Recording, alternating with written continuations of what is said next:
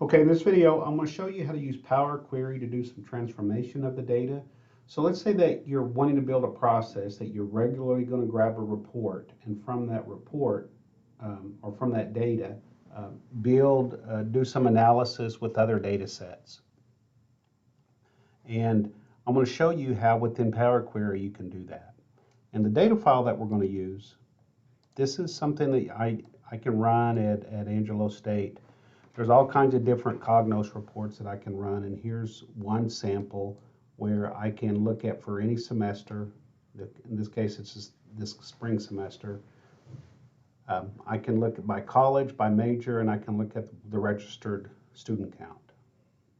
And you can see we've got a lot of extra stuff in here. We've got some extra rows here, and then down at the bottom, we've got this stuff.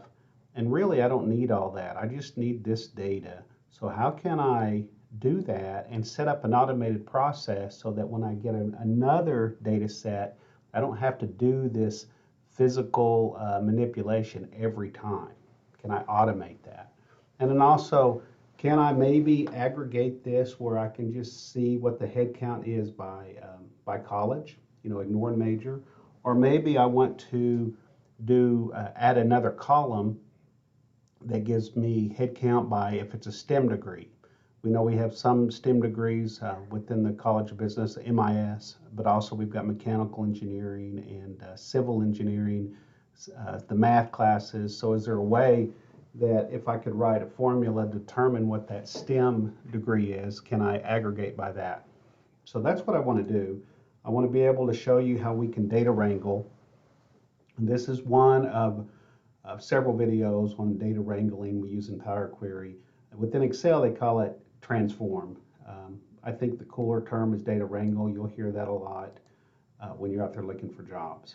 So let's go through and remove some rows, columns, promote first row to header, and then do a conditional column where we add a new column, and then let's collapse the data by aggregating data where we just look at within the college. So this data file is what I'm going to use. I'm going to close that out. I don't need it open. And I'm going to start a new file, and I'm going to do a get data, and I'm going to get a file this time. It's not a text file, it's an Excel file, and I've got to know where it is, and I've got it in my folder under registered student head count. So you'll need to download this and put it where you want. And like before, it's asking things. Well, in this case, it's an Excel file, so it knows that there could be multiple worksheets. And this is the worksheet that I want. And like always, we never ever want to just load it. We want to open up the Power Query editor. And here we go. We brought it in, and it's a mess because there's a lot of things it doesn't know what to do with. The data actually starts in row 16. So what I'm going to do, first thing, is I'm going to remove rows. So I'm under the Home tab, remove rows. I'm going to remove the top rows. And it's going to ask, well, how many? Well, I'm going to remove 15 rows.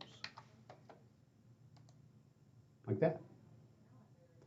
And just not that you would know this, but if you go to the bottom of this data set, the very, very bottom, starting in row 122, I don't want those.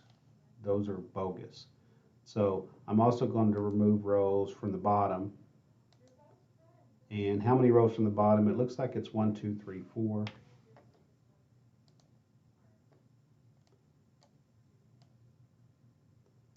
So now when I get to the bottom of this data set, there you go. It's just data from that standpoint. And look over here at the top. We've had some script changes. Remove top rows, remove bottom rows.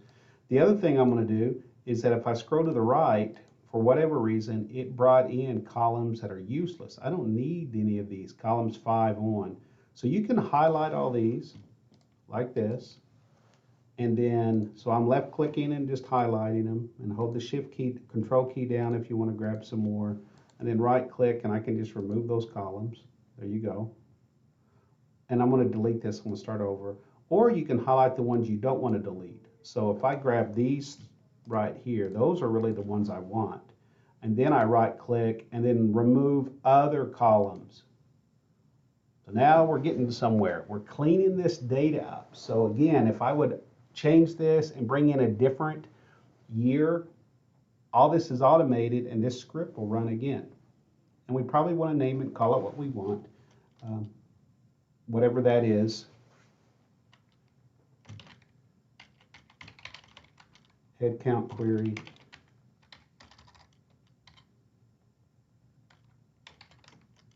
By major. And I don't like to have spaces and college. Well, we're not quite done, but I wanted to get that in. I'd forgotten to do that. We also, the very first row, you can see here, that's not data, it's a header. It's labels.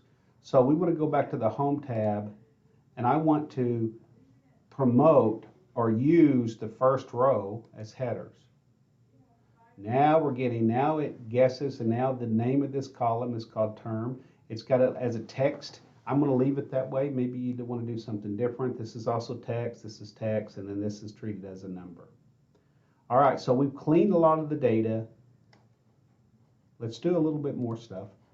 I'm going to just start down this path. I'm not going to do the whole thing, but what if I wanted to add a column, a new column to this that gave me some more information right now? And I know, for example, that if I would scroll down or look at, I know that mechanical engineering, MEG, is a STEM degree. And I also know that, I think it's probably CNG is a STEM degree, and chemistry is a STEM degree. So I'm going to add a new column that creates a new variable, or it has new data that tells me if it's a STEM or not. So all I'm going to do is I'm going to go to add a column and a conditional column. And I'm going to, once this comes up, it's basically an if-then type logic. I've got to get a name for this, and I'm going to call this STEM and kind of a question mark. So it's asking, is it a STEM or not?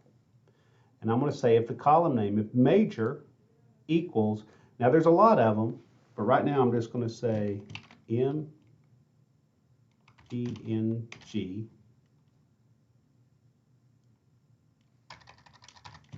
I think that's what it was, that I'm going to put 1, and I'm going to use 1 to classify if it's a STEM or not.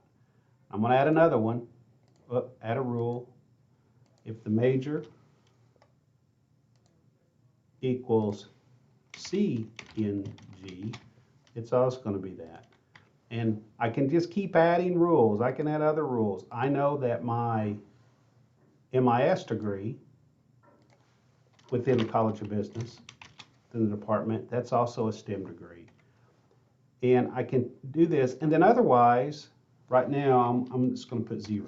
Now that's not true. I didn't go through everything, but essentially all these, if this is true, and then if none of these are true, then just put this value. Hit OK.